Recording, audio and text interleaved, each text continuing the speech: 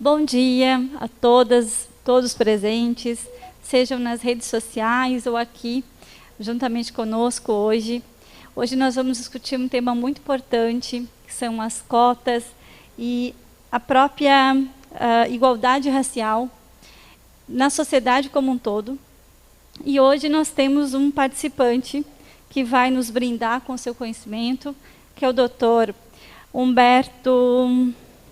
Vou pegar o currículo dele, Dr. Humberto Adame Santos Júnior. Vou fazer uma breve introdução ao currículo dele, que é excelente, por sinal. Ele é presidente da Comissão Nacional da Verdade da Escravidão Negra do Conselho Federal da Ordem dos Advogados do Brasil e presidente da Comissão Estadual da Verdade da Escravidão Negra da seccional da OAB Rio de Janeiro. É presidente da Comissão de Igualdade Racial do IAB. Possui graduação em Direito pela Universidade de Brasília e mestrado em Direito pela Universidade do Estado do Rio de Janeiro. Além de cargos e especialidades mencionadas, nosso palestrante possui um extenso currículo que pode ser acessado no link do YouTube. Meu nome é Vanusa Varela, sou advogada de Florianópolis, e agora eu vou passar para a professora Liz, que vai fazer uma breve introdução desse tema tão importante e necessário à discussão.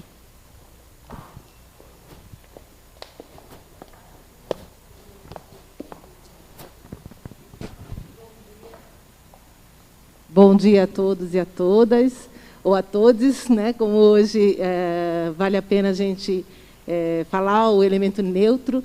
É um prazer estar aqui junto com grandes amigos, grandes parceiros da advocacia, para discutir um tema tão importante que são as cotas, né? E a alteração do nosso Código Estatuto da OAB. O Adame é um amigo muito próximo, e as lutas, né, Adame, que a gente traça aí do dia a dia são lutas necessárias diante dos acessos, da dificuldade de acesso, tanto das mulheres quanto dos negros e PCDs dentro dos espaços de poder. Então, esse momento é um momento muito caro para toda a advocacia, não só catarinense, mas também a advocacia nacional. E, sem mais delongas, vamos passar a palavra para o nosso querido Adame, para que depois, então, a gente abra para uma discussão e a gente consiga, então, aprofundar o tema e entender melhor a necessidade dessa alteração legislativa. Adame, é contigo. Bom dia a todos e todas que nos acessam, nos ouvem, nos participam dessa manhã aqui no dia de hoje. É um prazer estar aqui. Eu tenho dito que eu vou para falar sobre a questão da reparação da escravidão, a questão do combate ao racismo, a qualquer lugar do Brasil que me chamar para falar. É um compromisso que a gente já tem há algum tempo com a vida, com a minha advocacia.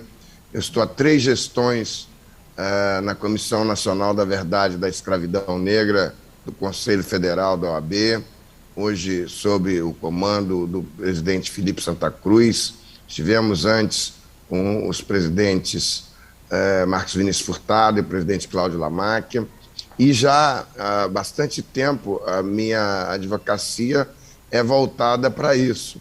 Começou aqui no Rio, no ano de 1999, nós fizemos, foi a primeira vez que a OAB registra nos seus anais eventos sobre a questão da inclusão racial, a questão da combate à discriminação racial, hoje chamam de direito antidiscriminação. E aqui fizemos um painel, a Mico provavelmente deve lembrar, se bem que ela é bem mais nova, mas fizemos em 99 aqui um painel que lidou isso em um evento paralelo também, na Conferência Nacional da Advocacia, aqui no Rio de Janeiro. Estava na presidência da OAB o presidente Reginaldo Oscar de Castro e o ex-presidente da OAB e também do IAB, que era o Herman Baeta. Nós fizemos o negro e a discriminação racial, e foram mais de 400 advogados aqui nos auditórios da UERJ. Nesse mesmo tempo, se encaminhava a discussão, um pouco tempo depois, dos cotistas das UERJ, os primeiros vestibulares com cotas na UERJ. E eu me lembro que nos primeiros anos da década de 2000, começou a ter intensa debate judicial. E é muito engraçado porque se dizia o seguinte: eu não quero judicializar, eu não quero tratar desse assunto que se transforme em uma questão judicial, uma polêmica judicial. E contra as cotas aqui da UERJ,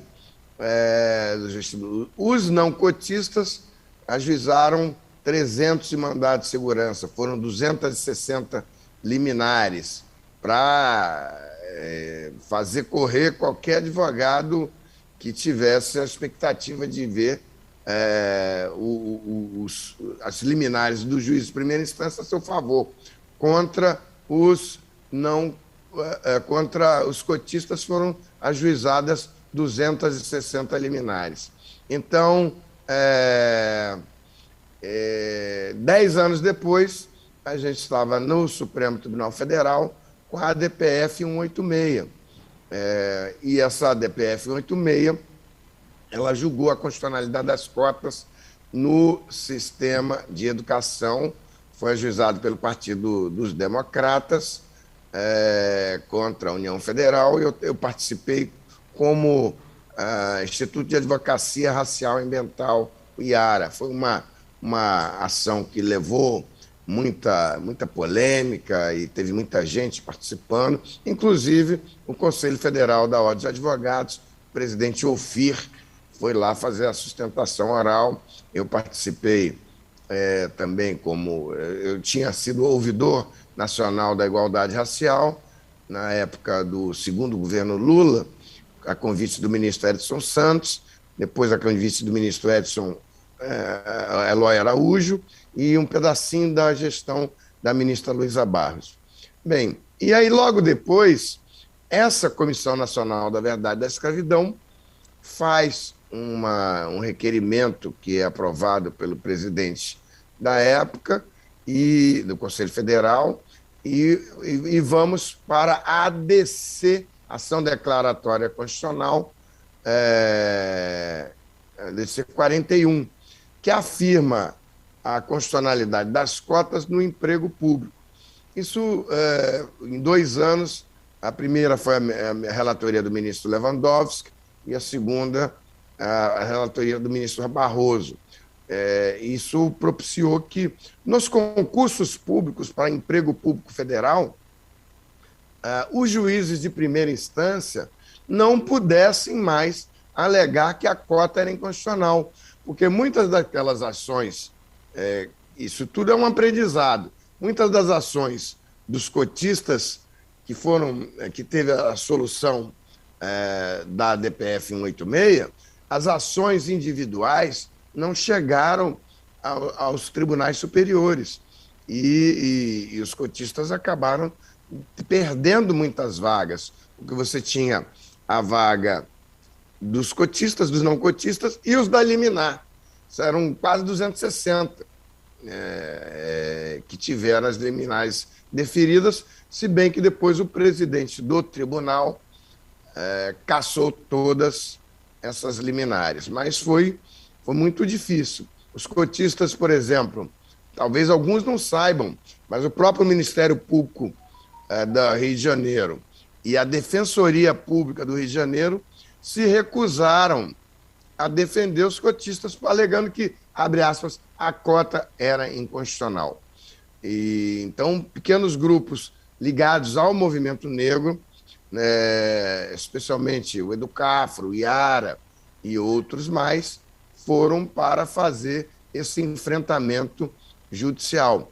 E se dizia muito que não quero polemizar, eu não quero judicializar.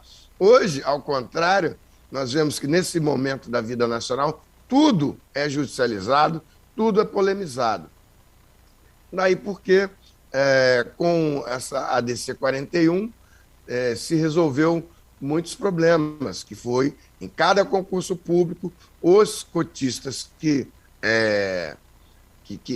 estão no certame, eles não possam ter essa possibilidade, esse julgamento da constitucionalidade da cota feito pelos juízes de primeira instância. Não quer dizer que não foi judicializado, porque outros e mais outros têm sido os cenários de judicialização. O meu escritório de advocacia tem funcionado muito nessas áreas e em outros também, e muitos advogados têm acabado por se dedicar a esse tema, que é manter os cotistas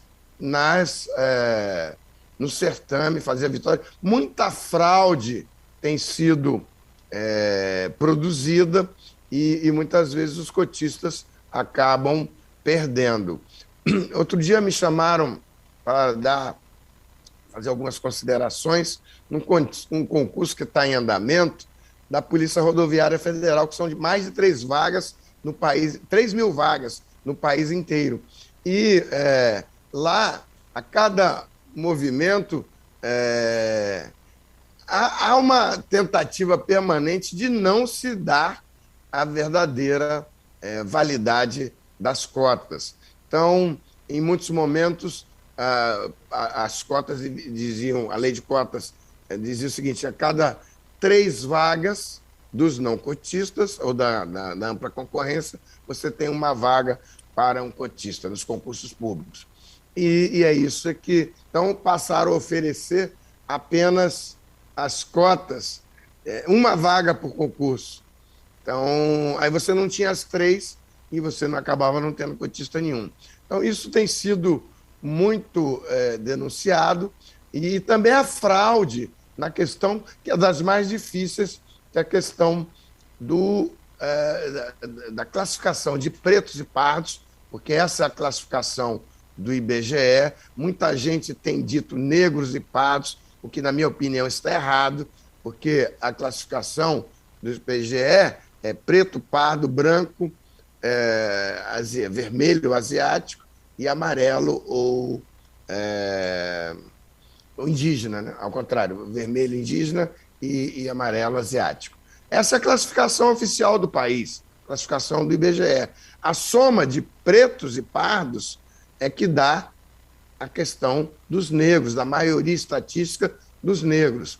Embora tenha sido muito discutido agora as teses do colorismo, e foi até citada nos acordos do ministro Lewandowski e do ministro Barroso, mas a professora doutora Sueli Carneiro, é importante ativista e também cientista do movimento negro, ela tem uma instituição importante, que o Guelé 10, muitos conhecem, ela diz o seguinte: ora, durante muito tempo, no Brasil, se dedicou a denunciar, uma geração, que é uma geração antes da minha, se dedicou a denunciar o mito da democracia racial.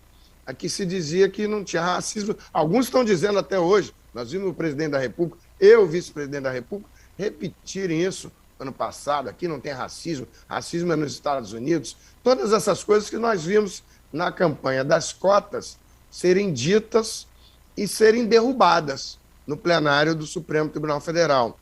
Eu já estive lá com o Iara, na maioria das ações que estiveram colocadas para apreciação do plenário do Supremo Tribunal Federal. E posso até dizer que o Iara é a instituição que mais vezes esteve no Supremo Tribunal Federal, ocupando a tribuna. E é de lá que tem se espalhado essa noção de que a questão das cotas elas são um ato de império, um ato de governo, um ato de Estado. Elas devem diminuir a desigualdade racial que se aflora na vida brasileira em todos os cenários, em qualquer lugar da vida brasileira que você focar: partidos, Congresso, militares, as universidades, o emprego público, a emprego privado, você vai ver o que é conhecido no movimento negro como um verdadeiro triângulo. A base é preta e, na medida que você vai subindo, você vai recebendo, percebendo que o Brasil se torna, ou gostaria muito de se tornar, uma verdadeira Dinamarca. Mas o Brasil é muito maior do que isso. A contribuição da população negra, ela se dá em todos os estados do Brasil e ela foi constantemente escondida, apagada. Na verdade, agora a gente tem um novo termo mais moderno, que é o cancelamento. Então, isso é muito importante que a gente combata esse epistemicídio, que é como os cientistas estão fazendo. Então, nós temos um momento importante. O Conselho Federal da OAB, em duas votações históricas, deliberou que nós teremos cotas raciais nas próximas, cotas raciais e de gênero, 50% para mulheres, 30% pretos e pardos. Havia expectativa que isso fosse em todas as chapas, mas acabou por prevalecer a votação no Conselho Federal, que é de linear, ou seja, 160 conselheiros, como é aqui da seccional que eu participo, no Rio de Janeiro, você não tem 10 conselheiros pretos e pardos. Então, nas próximas eleições, deverão estar presentes 48 conselheiros. Muita gente tem reclamado, dito que tinha que ser nas chapas, como eram algumas propostas que foram feitas, mas não há muito o que discutir. A votação foi feita, 81 conselheiros votaram, e eu, particularmente, acho que é um grande avanço, uma grande expectativa. A Ordem dos Advogados vai ser uma ordem muito diferente e vai ser uma ordem melhor, e nós continuamos nessa mesma toada, que estamos aí há muito tempo. Eu e muitas outras pessoas. Hoje nós temos advogados que vêm produzindo um processo de inclusão, um processo de judicialização, um processo principalmente de questionamento, né, do judiciário, dos poderes da República, e que estão a cobrar do Poder Judiciário, inclusive, maior empenho, menos tolerância com posições que, pode-se dizer, são racistas. E muitas vezes há uma certa calma para resolver esses temas, quando você não vê esse mesmo de tolerância com outros segmentos da sociedade. Eu tenho citado muito eu gosto muito de fazer essa comparação, e se fossem judeus, para essas questões dessa tolerância com os temas da população, porque a população judaica, o povo judeu, nos ensina muito essa forma de resistência e a própria reparação pelos fatos ocorridos no Holocausto judeu, inclusive de como é essa reparação da escravidão, que tantos falam, tantos perseguem, mas que em vários lugares do mundo tem sido apenas ainda um desejo. Esse tema é um tema que a gente não deve ter paciência e calma para discutir. Isso, agora que eu já estou com cabelos brancos, a gente está sempre aprendendo cada vez mais, mas deve-se exigir a plena inclusão. Não é um assunto de brincadeira, não é um assunto que se possa, embora você deva levar até com leveza, especialmente cuidado e delicadeza, porque são muitos os interesses envolvidos, mas tem que haver uma firmeza, e é isso que eu tenho procurado fazer, né? Já tive como vice-presidente da Comissão de Promoção da Igualdade, agora estou na promoção da escravidão negra, né? De de reparação da escravidão, e é um debate internacional. Nesse mesmo momento está tendo, eu participei aqui um painel que está na ONU, eu fiz uma apresentação, há debates em todos os lugares, e, bem, é isso, eu penso que esses são os temas que nos cabem decidir. Eu, obviamente, não posso entrar em questões das eleições locais, né? Acho que a gente não seria adequado, mas eu penso que o trabalho da Ordem dos Advogados, do sistema OAB, deva ser ressaltado nas 27 seccionais. Aproveitando, eu quero convidar a todos para, no dia 29 agora de setembro, daqui a alguns dias, nós vamos ter o primeiro encontro das comissões, o Encontro Nacional das Comissões da Verdade da Escravidão, onde as comissões estaduais deverão apresentar os seus relatórios, a Comissão Nacional também. Teremos a palestra de abertura da coordenadora nacional do Movimento Negro Unificado, que é a professora Ieda Leal. Teremos uma participação do mais antigo senador da República dedicado a esse tema, que é o senador Paulo Paim, há anos fazendo esse combate, né, no parlamento brasileiro. E também teremos o professor doutor Edson Lopes Cardoso fazendo uma palestra de encerramento, que ele acompanha muito essa saga que é a OAB fazer essa inclusão. E eu disse isso no Conselho Federal e tenho repetido ao longo das 27 seccionais. É preciso modificar as fotos das galerias de fotos dos ex-presidentes que estão em todas as seccionais. Normalmente o que a gente vê são fotos de homens brancos, né? Nós precisamos incluir as mulheres, nós precisamos incluir os negros. Há uma advocacia negra pujante surgindo de todos os esforços que foram feitos de 88 para cá, com o FIES, com o ProUni, com essas formas que facilitaram a inclusão de muitos advogados negros que estão entrando em todos os lugares, em todas as universidades. E embora muitos achem que é pouco, eu tenho visto surgirem... Hoje nós temos colegas que são frutos dos primeiros cotistas de 2000, e eles já avançaram, se graduaram, como eu tive oportunidade de dizer na tribuna do Supremo, se graduaram, foram para o mestrado, já inclusive concluíram seu curso de doutorados. Temos hoje professores, doutores de universidades como a UERJ, a USP, que são frutos dos primeiros esforços das cotas da UERJ aqui no ano 2000. E aonde estão aqueles que o tempo todo diziam que a cota não ia dar certo, que isso era importação do racismo norte-americano, que os cotistas iam ingressar nas universidades e não iam conseguir se manter?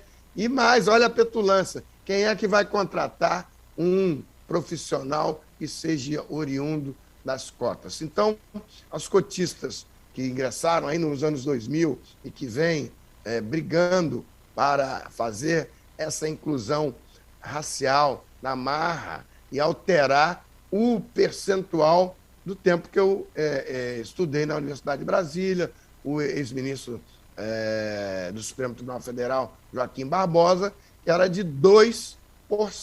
Significa, em cada 100 alunos, você tinha 2 negros e 98 não negros.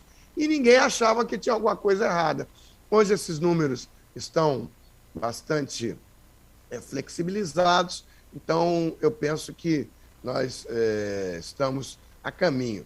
As cotas também do CNJ, que está acompanhando no Judiciário, no Ministério Público, é chegada a hora da Ordem dos Advogados fazer esse grande avanço.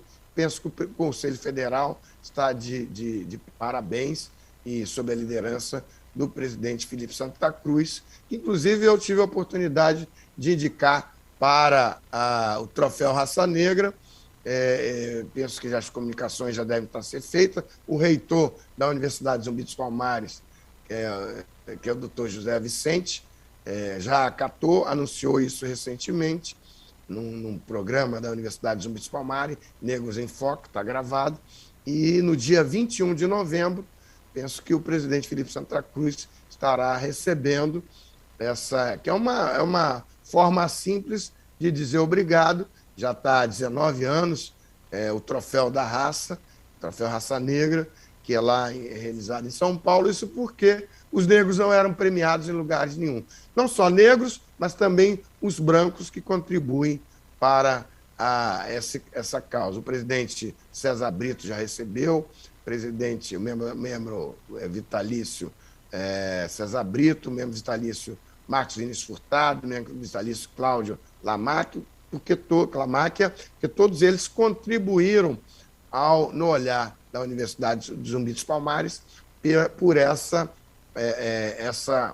inclusão dos pretos e pardos, dos afrodescendentes na vida brasileira. E penso que o presidente Felipe Santa Cruz, com essa cota que foi aprovada no Conselho Federal e que vai modificar sensivelmente todos os cenários das OABs.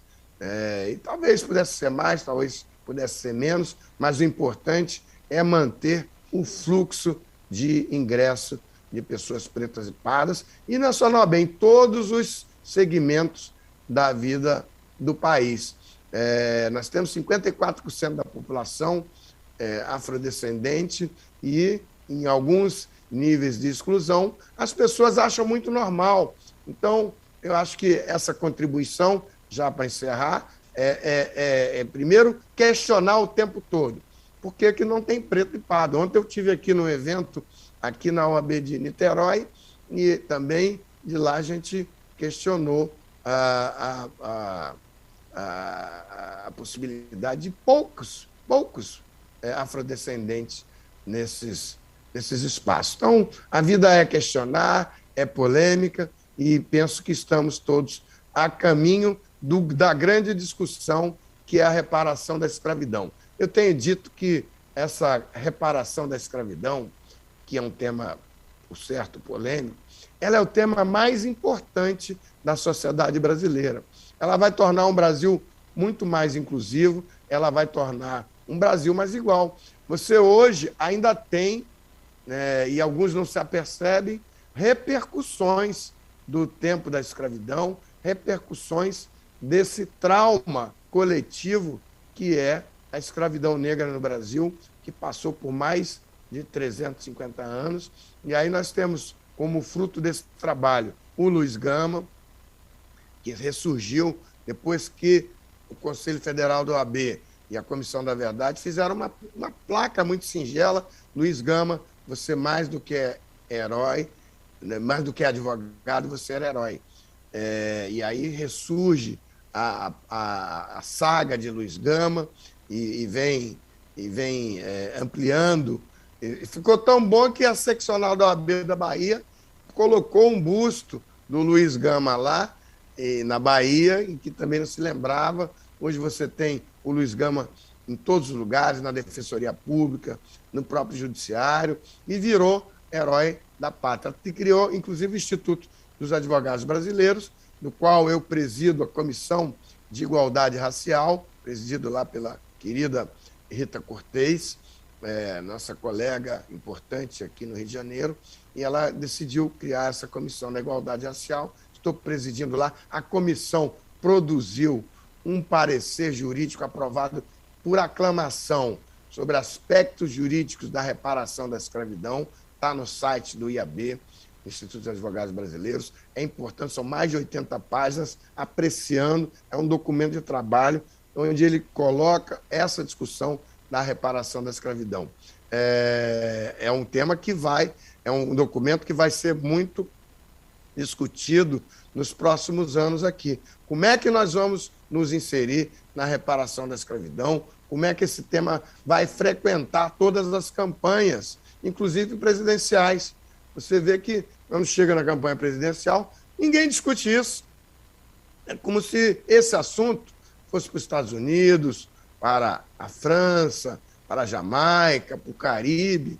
E aqui é o que se precisa discutir todos os dias. É um tema importante. Como é que vai se dar a reparação da escravidão? Como é que vai se ter um ajuste de contas onde os descendentes daqueles que foram escravizados e que foram totalmente excluídos da vida brasileira e que até hoje permanecem com muito mais dificuldades oriundos dessa escravidão negra, como é que eles devem ser compensados. As cotas é um caminho, cotas é um caminho, mas é um caminho, eu diria que muito pequeno em relação à dívida histórica da sociedade brasileira com os africanos escravizados que chegaram aqui para trabalhar, que construíram esse país. Em qualquer lugar que você vá, você encontra a mão negra construindo o país e ela é sempre afastada,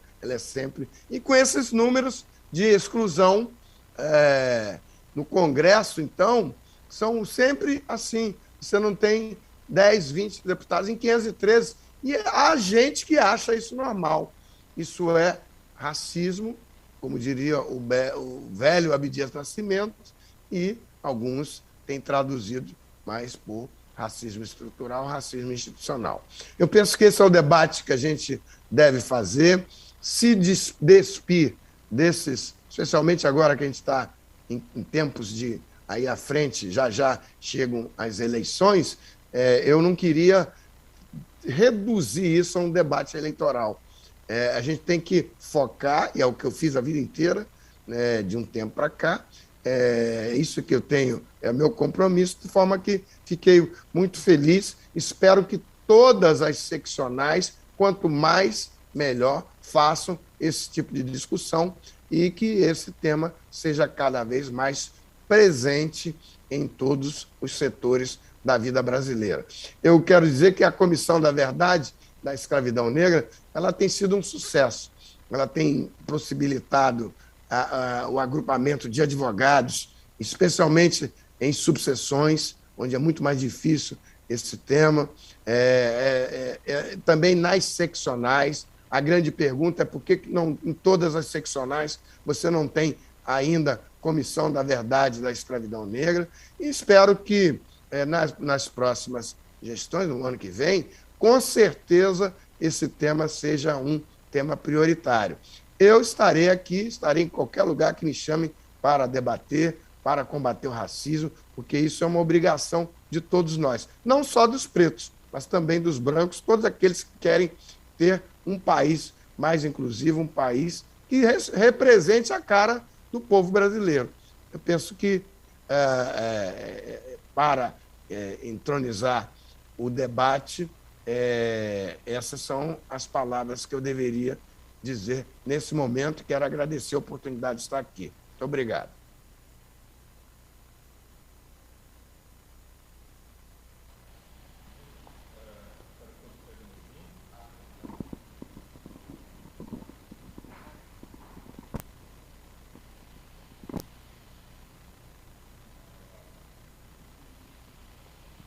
Bom, espero que todos estejam me ouvindo. Muito bom dia a todos e a todos, em especial ao doutor Humberto Adame. Posso chamar professor, né? Professor Adame, não tem problema. Meu nome é Jason Gonçalves, eu sou advogado e professor aqui em Santa Catarina. E, doutor Adame, eu gostaria de fazer a seguinte consideração. É uma pergunta, né, para o senhor, enfim, desenvolver. Como o senhor disse, o sistema OAB agora, né, recentemente, vem tratando a questão de maior representatividade em relação à população negra, né, pretos e pardos, com a reforma, inclusive, da questão das cotas, enfim, no sistema OAB por inteiro. Há poucos anos também o CNJ, né, eu acho que em 2017, 2018, por aí, e também o CNMP, o Conselho Nacional do Ministério Público, mais recentemente também estabeleceu as cotas também nos concursos, então, para a magistratura, para o Ministério Público, e assim a gente vai ampliando, né, o número de... especialmente da elite do serviço público ou do sistema de justiça, que está, vamos dizer assim, levando em consideração toda essa questão. E tem também a questão da escravidão, que vem sendo recuperada em vários livros, né? Mais recentemente a gente tem tido uma questão editorial mais relevante em relação a esse tempo do nosso país, e também, como o senhor já falou, o resgate de algumas figuras históricas. E aí eu penso o seguinte: nós, né, como sistema OAB, ou como advogados e advogadas de maneira geral, a gente não poderia, de uma forma ou de outra, também direcionar nossa luta para que esses conteúdos fossem inseridos na educação, não apenas do jovem, mas também na educação vinculada do ensino jurídico, né? Eu sou professor de faculdade há muito tempo, e a gente simplesmente acaba ignorando esse tipo de abordagem. Para que a gente, além das cotas, tenha uma maior, né, sensibilização, eu diria, né, de todas e todos, não seria importante também a OAB, vamos dizer assim, comprar mais essa luta e fazer com que esses conteúdos, que muitas vezes são ignorados, salvo leituras paralelas, enfim, cheguem de fato à formação do jurista brasileiro? Obrigado. Eu só não anotei seu nome. Geison Gonçalves. Oi, Geison. Então, Geison, eu diria que é o seguinte: tudo isso é decorrência da ADC 41, Ação Declaratória Constitucional, que proclamou, né, a constitucionalidade das cotas em toda a administração pública federal, direta e indireta, inclusive Forças Armadas. Em todo concurso que você vir sobre inclusão de funcionários, inclusive militares, tem que ter, e não é só no ingresso, deverá ter também na ascensão. A OAB já vem fazendo isso do que você mencionou: a Comissão de Promoção da Igualdade, a Comissão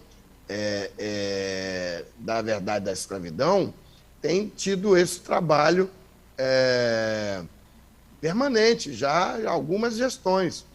Foi encaminhado um requerimento do Conselho Nacional de Educação para alterar o currículo das faculdades de Direito para incluir o que é a chamada Lei de História da África e Cultura Afro-Brasileira e Indígena, que ela é apelidada por Lei 10.639, mas ela também é uma alteração da Lei 9394, a Lei de Diretriz e Base da Educação.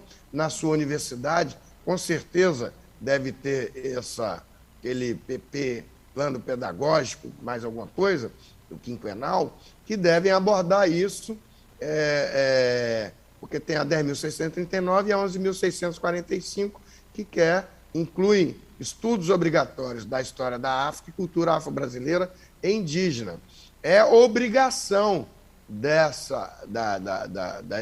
especialmente da universidade e de todas as universidades, todas as unidades de ensino, esses estudos obrigatórios da história da África e cultura afro-brasileira. Em alguns momentos, isso não é obedecido. A Ordem dos Advogados encaminhou isso para fazer alteração, porque, inclusive, para ser exigido no currículo, no exame vestibular, tem que fazer alteração na Faculdade de Direito.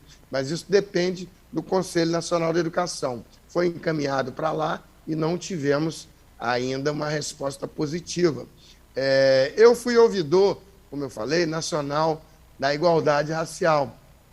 E foi uma experiência muito interessante, porque eu, como dentro do IARA, o IARA adotou sempre o sistema de denúncia de não cumprimento da legislação nacional, dos tratados internacionais de combate à discriminação que o Brasil tinha assinado.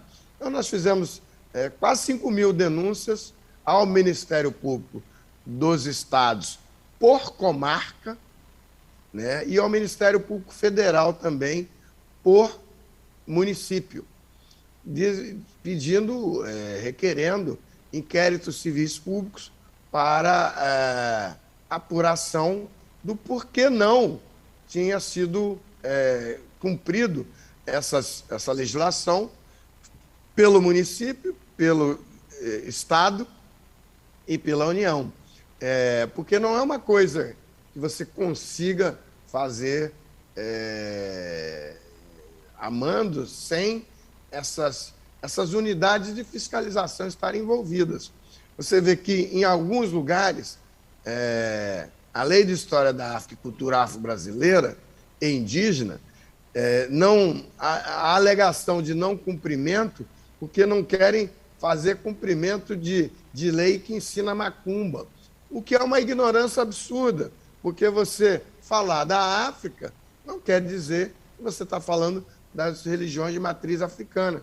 As religiões de matriz africana devem ser respeitadas como as demais religiões. A religião católica, judaica, tem uma série delas aí, e o ensino deve ser laico, o Estado é laico. Não quer dizer que você não possa, como as demais religiões, ter também, não ter intolerância religiosa, tem que respeitar as demais. Mas isso não é o estudo de história da África e cultura afro-brasileira. Isso é fruto de ignorância que a gente vem observando crescentemente de um tempo para cá. E nas universidades. Então, eu como ouvidor, encaminhei ofício a todas, e pude assinar ofício a todas as universidades brasileiras, comunitárias, privadas, federais e estaduais. Cada uma recebeu o seguinte: diga o que você está fazendo para cumprir a Lei de Diretrizes e Bases da Educação, que torna obrigatório estudos da história da África e cultura afro-brasileira. Algumas não responderam, me lembro que foram 1.200 ofícios que eu assinei quando eu ouvidor, e recebemos umas 600 respostas, algumas com xingamento. Essa ouvidoria era da Secretaria da Ministério, a Secretaria de Promoção da Igualdade Racial, e é um assunto muito polêmico. Depois, encaminhamos, ainda como ouvidor, a denúncia das 44 universidades públicas federais por descumprimento, porque havia uma crença que isso era só para ensino fundamental e ensino médio. Não é para todas as unidades do sistema educacional. E, portanto, as universidades também estavam lá direcionadas. Como havia algumas que não estavam cumprindo, eu pedi para fazer a denúncia por improbidade administrativa dos reitores, que não estavam dando cumprimento. Passado esse período, e aí eu já tinha saído da CEPI, nós continuamos ainda com o material das 44 universidades públicas federais e fizemos a denúncia dos reitores por improbidade administrativa, visto que a Lei de História da África e Cultura Afro-Brasileira, ela faz parte, como eu já disse, da Lei de Diretriz e Base da Educação. Então, descumprir essa lei federal, além de ter o crime de responsabilidade, você deve também impor improbidade administrativa. E fizemos essas denúncias, apesar de uma gritaria danada, e os 44 reitores foram notificados. Depois levamos eu já tinha saído da CEPI, levamos essa demanda institucional ao Supremo Tribunal Federal, que foi um mandato de segurança contra a presidência da República, o ministro da Educação, os secretários ali do Ministério da Educação, e mais o Conselho Nacional de Educação e as 44 universidades federais. E os reitores. Causou um alvoroço danado, e aí sim os reitores tomaram um susto, porque viram que eles poderiam acabar sendo processados por improbidade administrativa. Isso poderia, inclusive, acarretar a suspensão do repasse do Fundeb. E não tem município no Brasil que consiga sobreviver no âmbito educacional sem o repasse do Fundeb. Mas quando você não cumpre uma lei federal, você deve ou pode ser impedido de receber novos recursos federais, por descumprimento a essa. E o Fundeb é um recurso federal. Então, descumprir a Lei de Diretriz Básica da Educação era o meu sonho, pegar uma liminar com um juiz que suspendesse o repasse do Fundeb por descumprimento da Lei de História da África e Cultura Afro-Brasileira, apelidada Lei 10.639. Como a gente está falando para muitos advogados, pode ser que eles acabem adotando essa tese aí e comecem a ajuizar esses temas. Terão alguma resistência com magistrados, mas vai acabar chegando lá. Então, eu penso que a advocacia, essa nova advocacia negra, está surgindo com pessoas mais jovens e mais novas, né? Então, você tem o questionamento dos recursos que foram destinados aos partidos políticos pela desigualdade de candidatos pretos e pardos. Então, o TSE já entrou nessa discussão, fez uma resolução, acabou no Supremo Tribunal Federal, e um advogado, o Irapuã Santana, um advogado jovem daqui do Rio de Janeiro, trabalhou no gabinete do ministro Fux e foi professor em Brasília, mas ele é oriundo das primeiras cotas que a gente estava falando lá. E eu gosto muito quando ele diz assim, se não fosse a cota, eu jamais poderia ter cursado um curso de excelência como a UERJ. Então, você vê que as pessoas, os estudantes já se formaram, já são profissionais, estão levando mais gente para fazer essa inclusão. Eu penso que esse questionamento não é só da OAB, de todo e qualquer profissional, já foi feita pela OAB e se aguarda uma hora dessa a gente ter um deslinde. O principal é você estar sempre lá cutucando, algumas coisas avançam mais, outras menos. O importante é estar no caminho, né, e na certeza de que está se avançando nessa senda, nesse desafio.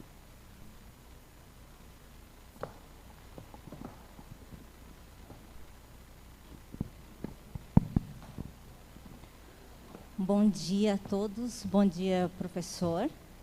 Está me ouvindo? Eu sou Bárbara Beatriz, sou advogada aqui em Florianópolis, mas sou de Criciúma, mas Santa Catarina. Eu gostaria de uma posição do senhor, que é algo assim que me intriga sempre, até comento com os colegas, que eu posso dizer que eu tive o privilégio, sendo negra, de pais negros, de ter estudado em colégio particular, de ter feito uma universidade particular, mas a falta de identificação com um professor negro.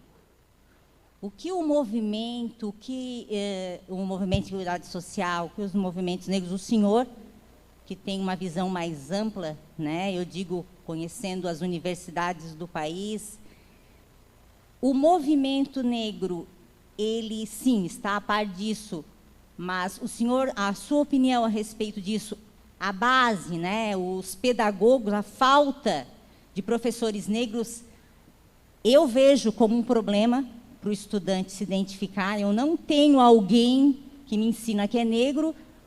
Como eu vou fazer uma universidade já é um problema. Eu tenho condições, eu posso estar lá como advogado, como médico, é um problema maior ainda. Eu gostaria que o senhor falasse sobre isso. Por quê? Nós estamos aqui, sim, também, como, né, membros da ordem, temos essa novidade ótima, com a possibilidade de estarmos lá 30% lá dentro. Estamos em Santa Catarina, que é um estado onde a desigualdade racial, desigualdade com relação a mulheres, é muito grande, nós sabemos disso, então é uma conquista, sim. Nós estamos aqui também para saber como nós podemos mostrar isso para a sociedade, como nós podemos fazer com que os advogados saibam disso. Esse provimento, sim, já está aí há um certo tempo, mas não é conhecido de todos.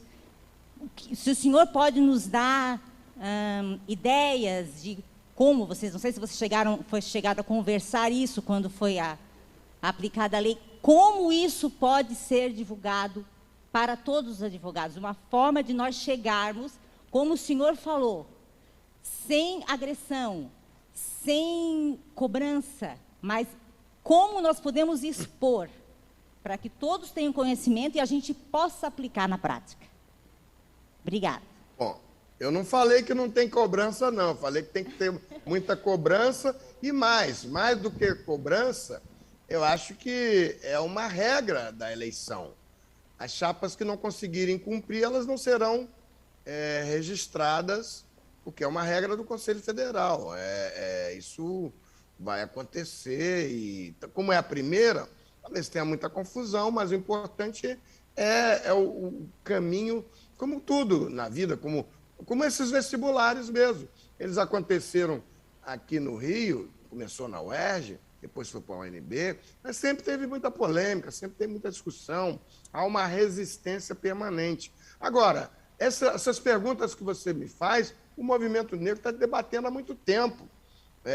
Essa discussão, que são essas perguntas que você faz agora em relação à AB, pelo menos desde 2000 estão sendo feitas pelos vestibulares. Há professores fantásticos aí na Universidade Federal de Santa Catarina, na Universidade Estadual, e teses muito importantes. É só questão de abrir as portas para esse pessoal, inclusive professores negros. Não é fato que você não tenha professores negros. Eles podem não estar, talvez, ali localizados, mas que eles existem. Há uma grande produção intelectual do movimento negro e também de pessoas brancas que estão colocadas nesse embate. Eu cito, por exemplo, a professora Graciane, daqui a pouco eu lembro, que tem uma tese fantástica sobre a educação para negros no tempo da escravidão. E aí em Florianópolis, no município de Florianópolis. Você tem o professor Paulino na Universidade Estadual, tem outros professores, me falta um nome agora aqui, tem uma professora que eu fui uma vez num evento aí, eu fui várias vezes em Santa Catarina, a convite do Movimento Negro, a convite de entidades, inclusive de sindicatos que também promoveram essa discussão e das próprias universidades. Então tem muito material e tem muita gente boa envolvida nisso. Que está cada vez mais ficando um tema específico e que demanda estudo e que demanda especialização. Hoje não é um debate para pessoas curiosas. É um debate que cada vez mais está indo para o judiciário, é um debate polêmico, é um debate que antigamente você tinha essa discussão apenas para uma vaga num concurso vestibular. Hoje é a vaga do delegado federal, é a vaga do embaixador, é a vaga do funcionário público, que vai disputar ali quem está na frente. Se não for também as dificuldades, eu, por exemplo, participei o ano retrasado da banca para do Concurso Nacional de Magistratura do Trabalho, indicado pelo Conselho Federal, o ministro Carlos Alberto Reis de Paula, já aposentado do TST, único negro lá, e o ministro e a ministra Dora, um concurso que era um concurso nacional da magistratura. E a gente ia fazer se a autodeclaração era verdadeira ou não. O que é muito difícil, porque um pardo, em alguns lugares no Brasil, são completamente diferentes. Quem é preto e pardo é um tema difícil. Você tem que ter em mente, e foi o que a banca teve, que tem que ter uma mensagem do concurso que aqueles 2% lá que se falava, que se achavam naturais, 98% de não negros presentes nas universidades, hoje também tem no concurso público. E aí hoje a vaga não é mais só do vestibular, a vaga é do emprego.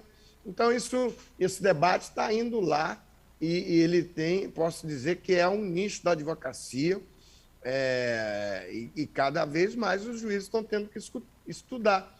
E, como tudo na vida, como todo e qualquer outro tema jurídico e judicial, você tem temas bons e temas ruins.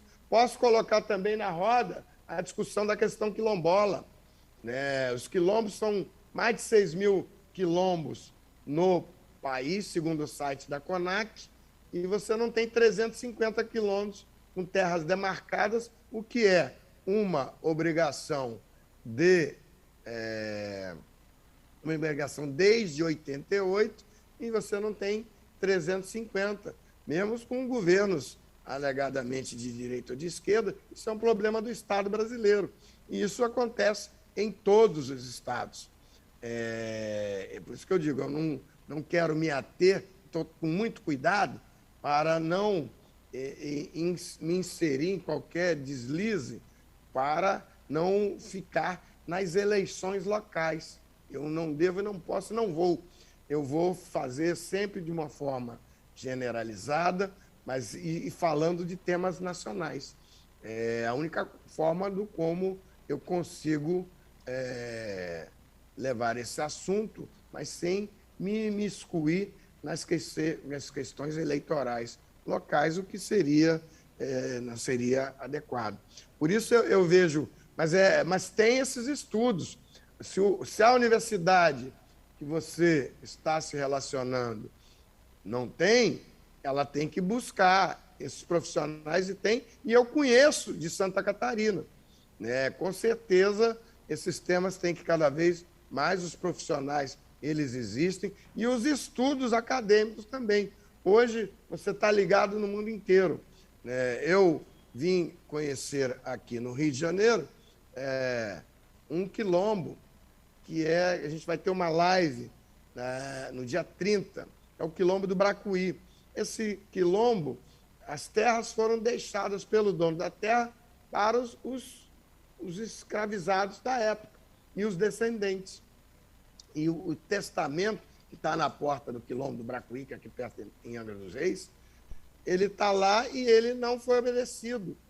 O testamenteiro, né, o cartorário da época, isso aí eu não consigo saber se essas pessoas que estão aqui, elas são realmente as descendentes daquelas que eram os herdeiros do dono da terra, que foi deixado lá para eles. Então, por isso, ele pegou e botou botou a terra no nome dele, e ainda vendeu. Hoje o local tem muitos condomínios de luxo. Só que não se prescrevem esses temas, eles são imprescritíveis. Olha aí as demandas que podem surgir. Eu sei que há quilombos aí também com demandas sérias, e pouca gente advogando para essa camada de brasileiros que não tem acesso, assim como as religiões de matriz africana, e também a questão quilombola é uma das mais sérias, como também a indígena. E eu tenho certeza que, por ser imprescritível, de uma forma ou de outra, esse assunto não vai passar. Ele vai ficar aí porque são cláusulas pétreas da Constituição Federal. Então, eu penso que há que se fazer pesquisa, há que se colocar esses temas, e a advocacia, como os demais setores da ciência, tem que estar preparada para fazer isso. O fato é, esse assunto racial não vai passar, não é moda, ele não veio para ficar, ele já está há muito tempo, só está talvez tendo mais repercussão nesse momento em que, citando ainda Abdias Nascimento, o debate é a vitória. Ele tem um texto muito interessante em que o debate era a vitória. Essa vitória desse debate é o que a gente está presenciando hoje e mais para frente. E também queria introduzir a onda mundial a partir do assassinato do George Floyd, do George Floyd, que varreu o mundo inteiro com esse tema de combate ao racismo, e certas práticas hoje não são mais toleradas, até porque são crimes. Hoje, você veja, ontem nós tivemos o episódio da senadora, da senadora Tebet, em que um ministro do governo chamou de descontrolada, e por causa disso a CPI inteira se levantou, e mesmo as senadoras, mulheres da base governamental, fizeram um violento protesto. Talvez, alguns anos atrás, isso tivesse passado de forma bem desapercebida, e hoje não, causou um impasse danado. Era isso que eu tinha para responder. Vez que você fala, já nos dá uma aula, né, de cada pergunta feita, que a gente vem com mais 300 perguntas de curiosidade sobre os temas que você coloca. Para quem não me conhece, eu sou a professora Emico Liz, eu sou professora universitária, e da mesma forma que o professor Jason, a gente sente, desde dos bancos escolares, né, essa necessidade real de implementação da alteração da LDB, né, da Lei 10.639. Aqui em Florianópolis, aqui em Santa Catarina, a gente tem um GT que une a OAB, Ministério Público e a magistratura, para incluir, inclusive, os temas nos concursos, né? Há 2 concursos atrás, a magistratura colocou um tema racial para ser o tema da sentença. Isso já foi uma grande vitória, né, do GT na implementação e discussão e sensibilização do judiciário para essas situações. Mas, trazendo aqui para a nossa situação atual, que é a alteração pelo provimento na OAB, eu coloco aqui uma dúvida que acredito que seja uma dúvida geral da Advocacia Nacional, que é a implementação efetiva dessa alteração. A gente sabe que o racismo no Brasil é um racismo de marca, não é um racismo de origem, e, com isso, a autodeclaração ela passa a ser uma situação que, para a ideia eleitoral atual, de possibilidade de fraude, como o senhor já colocou, inclusive, nos vestibulares, né? Não há, ali no provimento, nada que fale sobre uma banca de heteroidentificação, e a minha dúvida, e acredito que seja uma dúvida geral, é como fazer para evitar fraudes, como vai ser a fiscalização pelo Conselho Federal, como que vai ser efetivado esse provimento no sentido de fazer valer as cotas de gênero e raça dentro dos conselhos, para mudar, né, a cara da Advocacia Nacional e trazer um pouco do reflexo que a gente sabe que pelo próprio registro na OAB, né, no momento em que um acadêmico se registra como estagiário, como advogado, há bem pouco tempo só que iniciou nos cadastros a pergunta, né, sobre gênero e raça. Então, já há uma dificuldade para os mais antigos, que não complementaram essa autodeclaração, de estar ali constando, né, dentro dos quadros das OABs no Brasil inteiro, sobre a sua condição de raça e gênero. Então, como que o senhor vê isso? Como que o senhor acredita que seja essa implementação? Querido Emico, você foi da Comissão da Verdade da Escravidão Negra. Então, eu diria para você que eu vejo com tranquilidade, com a certeza de que o caminho à frente é o caminho à frente. Se tiver que ter confusão, se tiver que ter polêmica, como todos os sistemas da questão racial no Brasil, ele vai passar. A gente tem que ter tranquilidade para, primeiro, boa fé. Eu participei das 2 sessões e eu vi que alguns lugares têm dificuldade. Essa dificuldade que você tem no vestibular, das universidades, você tem nos concursos públicos, no concurso do Ministério Público, no concurso para juiz. O que é diferente? Não tem nada diferente. O que vai acontecer, primeiro, quem não estiver satisfeito com uma decisão, e aí sim o fator importante é a comissão eleitoral, as comissões eleitorais, como foi dito lá na sessão do Conselho Federal, tem toda a atribuição para ver, rever e acompanhar. E as chapas podem, como nos partidos políticos, podem também fazer as impugnações, como os cotistas fazem. Você tem hoje, nos concursos públicos, acaba todo o concurso, aí sai a lista do cotista. Aí vai ver o cotista lá da frente, é um cotista branco. O que vai fazer? Há impugnações. Então, esse é o processo normal. Evidentemente que, com o passar do tempo, as coisas vão poder ser aperfeiçoadas. Mas eu queria lembrar o presidente Felipe Santa Cruz, que abriu a sessão dizendo o seguinte: olha, vejam que não transforme as dificuldades em derrota do que é uma vitória. É preciso ter esse olhar que é uma vitória que foi muito difícil, muita gente se empenhou, muita gente trabalhou. O fato é que a Ordem dos Advogados do Brasil tem um conselheiro negro em 81. Quando teve a discussão, talvez aí eu deva falar sobre como é que a OAB foi parar lá na DPF 186. Seria interessante. Eu estou para escrever essas coisas todas.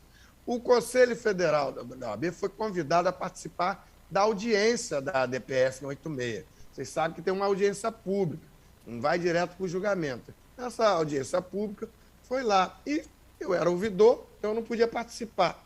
Mas estava acompanhando.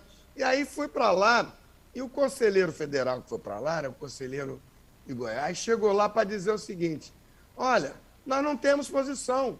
Se a OAB é a favor, é contra. Por quê? Mas como não tem posição? E eu fiquei muito indignado. Outros advogados estavam lá, me lembro do Marcelo Dias, do André Costa, do Dogival, e eu fiquei muito indignado. Vamos lá, agora, falar como é que a OAB, que se mete em todos os temas do país, a OAB, que é líder na questão do combate à ditadura, que tem um importante papel histórico, não está contribuindo, não tem a certeza de contribuir para a inclusão da população negra. E aí, o Ofício disse: não, pode vir para cá. Eu cheguei lá: Ofício, isso é um absurdo, coisa e tal. Ele disse: não, olha só, Dani, primeiro, não tem posição, porque isso nunca foi debatido. E aqui as decisões são colegiadas.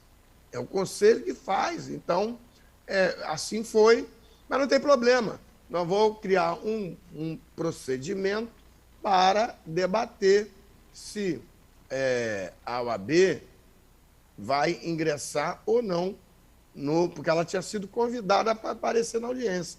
E aí foi realizado esse procedimento. O relator, na época, era o conselheiro federal pelo Estado da Bahia, Luiz Viana, que hoje é vice-presidente do Conselho Federal e meu colega de comissão no Instituto dos Advogados Brasileiros.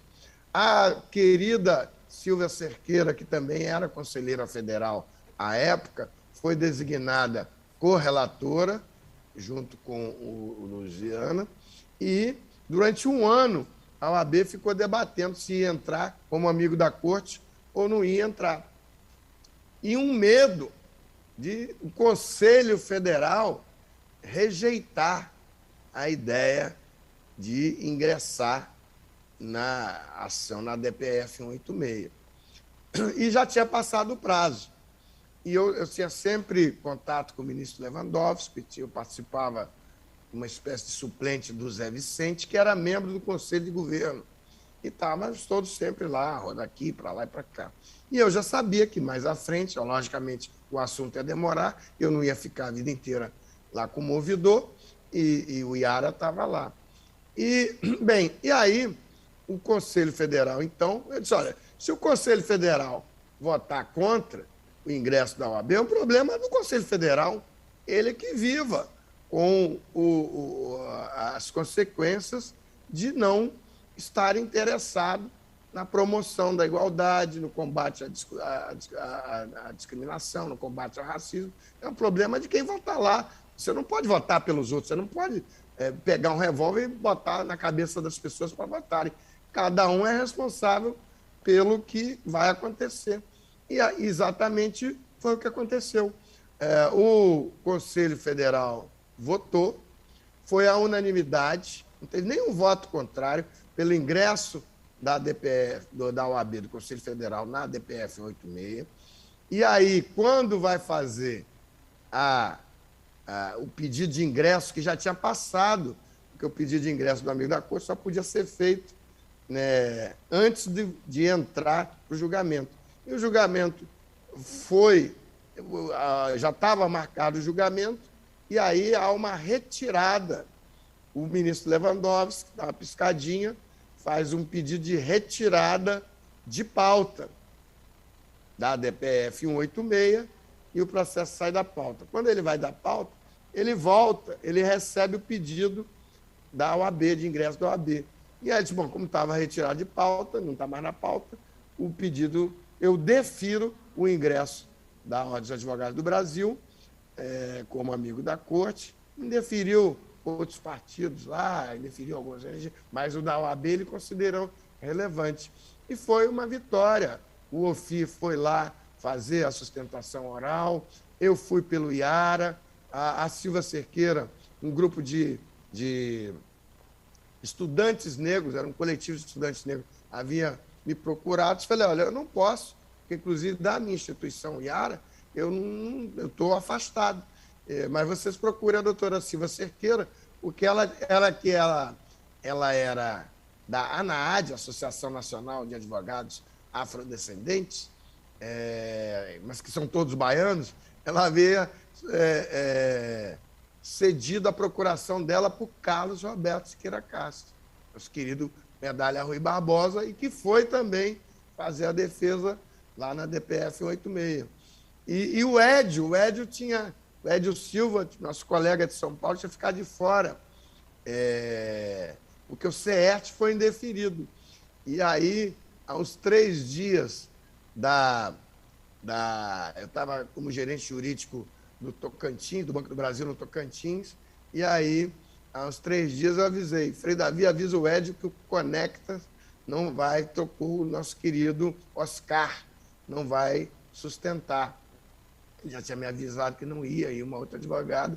Aí o Edio foi lá correndo e ligou para lá e pegou a procuração do Conectas e foi também, e fez uma defesa brilhante também, outros fizeram. Eu sei. Então, e aí o Conselho Federal aprovou a unanimidade, a OAB veio, e havia, mas será que o ministro tal vai julgar? E por unanimidade, todos os ministros votaram a favor, votos brilhantes. Nem por isso o assunto se resolveu, mas eu sei que a gente tem que ter calma, tranquilidade, apostar principalmente na boa-fé da inclusão. Eu acho que há uma boa-fé em geral.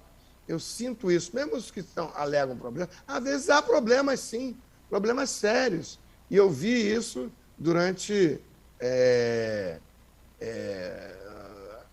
as sustentações lá e depois para conhecer também.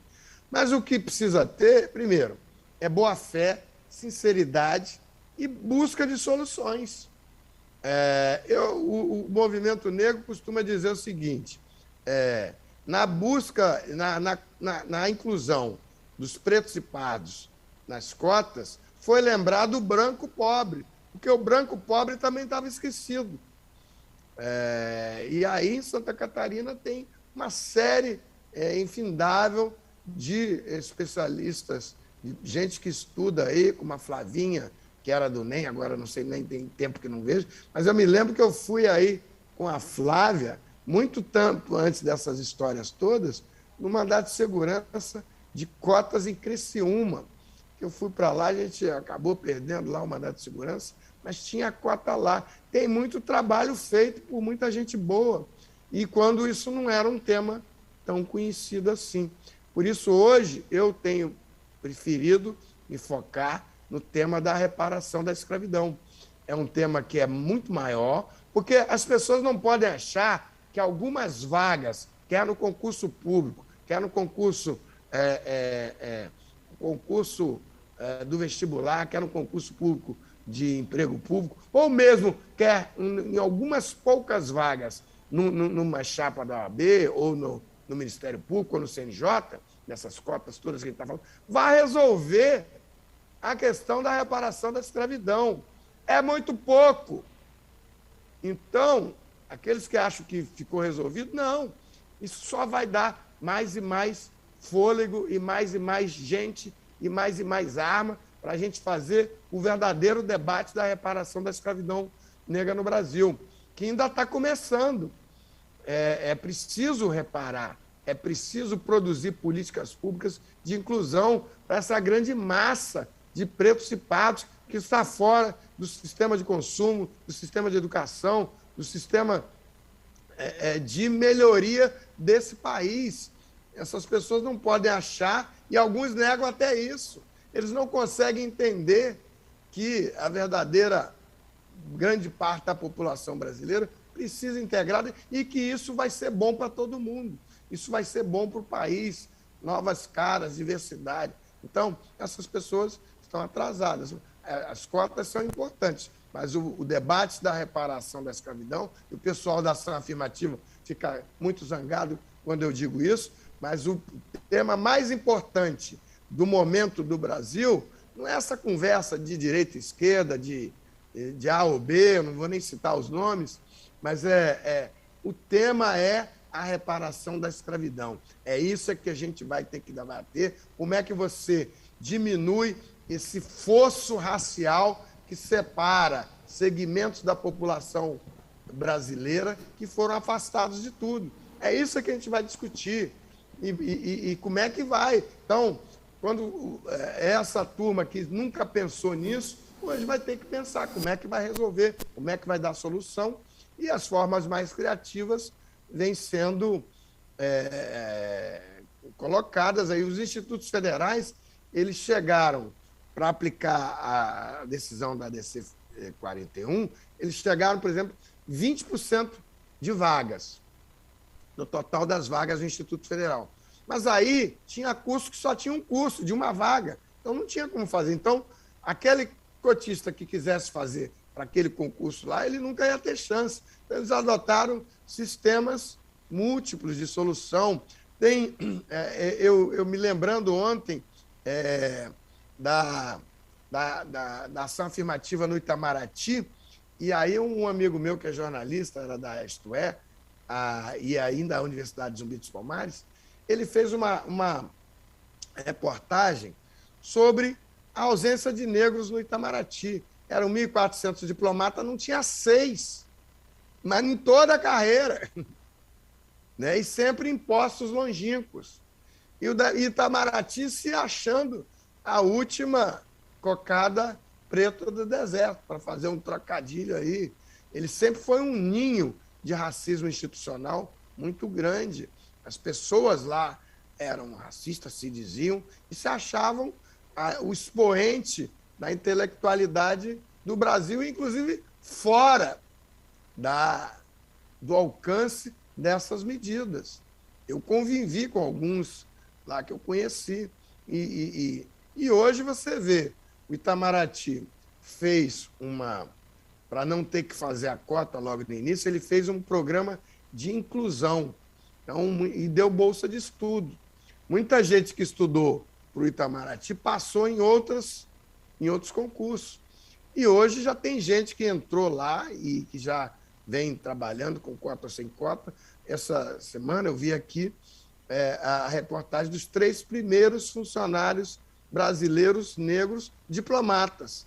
E só para fazer, o Hugo Studart publicou essa reportagem na Isto É. E aí disse, olha, que bom, lá tem 20 anos essa história, E que bom que você publicou, coisa e tal. Eu disse, você tá... O Hugo era um dos mais antigos amigos que eu tenho. Ele disse assim, você está gostando mesmo? Fala com o dono das 3 revistas Isto É. Lá em São Paulo, eu falei, quem é? Domingos Alzugaray, era um argentino ou uruguaio, que era o dono das 3 revistas Isto É. E aí disse, bom, tá bom, vou falar com ele. Fiquei uma semana caçando o cidadão, liguei para o Zé Vicente na Universidade de Zumbi dos Palmares, e aí ele me disse, olha, quando você falar, o Hugo, o que era o editor lá em Brasília, o repórter, ele era repórter, tinha trabalhado... Quando você falar, ele vai te convidar para um almoço na sede da redação lá em São Paulo. Você vai, e aí você monta uma pauta com ele lá. Aí eu chamei o Zé Vicente, tudo tem que ser feito com estratégia. E foi quando ele me chamou, se eu posso levar mais alguns, inclusive da Universidade Zumbi dos Palmares, que a gente vai também fazer, não o troféu da raça, mas tem uma medalha, que é uma comenda da Universidade Zumbi dos Palmares. E aí nós vamos para fazer. Por que o repórter da sua revista fez essa reportagem? O repórter estava lá em Brasília, ele lá em São Paulo. Porque o repórter da sua revista, eu queria lhe parabenizar, porque está mostrando a desigualdade racial que tem num segmento que se achava acima de tudo e de todos, que era o pessoal do Itamaraty. Eles não jamais fizeram qualquer coisa para isso, era um segmento. E hoje eles estão tendo que cumprir, tiveram que fazer.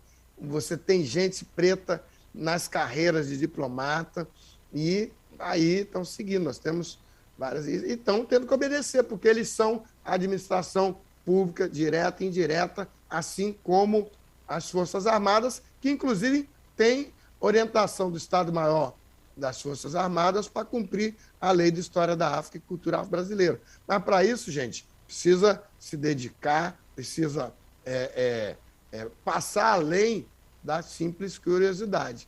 Cada vez está ficando um debate mais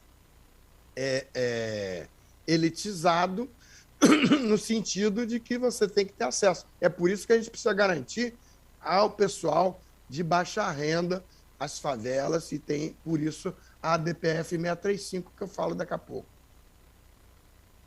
Doutora Adame, muito obrigada pela excelente explanação. De forma alguma, nós tínhamos vontade, sabíamos que não era possível esgotar o tema, e realmente nós temos pouco tempo agora, ainda temos muitos questionamentos, mas a gente tem que finalizar, né, pelo fato de termos ali uma programação. Então, agora o senhor tem mais 2 minutos para fazer as suas considerações finais. Desde já agradecemos mais uma vez pela excelente ajuda, né, em esclarecer um assunto tão importante, que mesmo nós, advogados, não sabemos lidar com ele ainda. Então, estamos inserindo uma nova forma da sociedade ver as pessoas. Então, passo a palavra para as suas considerações finais. Obrigada. Eu que agradeço, foi um prazer, uma honra.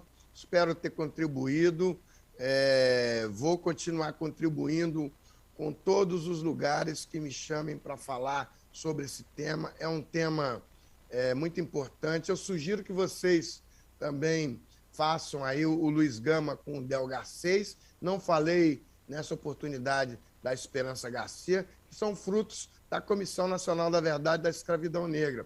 Eu queria só citar que eu falei a DPF 635, que é a DPF das favelas, que levou todo esse estado de falta de Estado democrático de direito, que vivem hoje vários segmentos da população brasileira e que o pessoal acha normal. Não é, não pode ser, e eu fiquei muito satisfeito e honrado pela designação que me deu o presidente Felipe Santa Cruz e a colega querida Silva Cerqueira, que fomos representar o Conselho Federal da OAB na DPF 635, e eu ainda agreguei a representação do Instituto de Advogados Brasileiros, está gravado aí, eu sempre recomendo. Queria novamente chamar todo mundo para a gente continuar a fazer esse debate no dia 29 agora de setembro, no Conselho Federal da OAB, a partir do YouTube. Nós vamos fazer encontro das comissões da verdade da escravidão negra, com a apresentação dos relatórios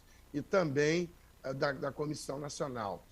Minha vontade é que todas as 27 seccionais tenham essa comissão. É a comissão que vai deixar muitas alegrias para a OAB e vai também trazer esse debate mais próximo para todo mundo. Eu quero agradecer, me despedir e dizer, eu sempre termino assim, nós vamos fazer o chão dessa terra tremer. É isso aí. Um abraço, obrigado.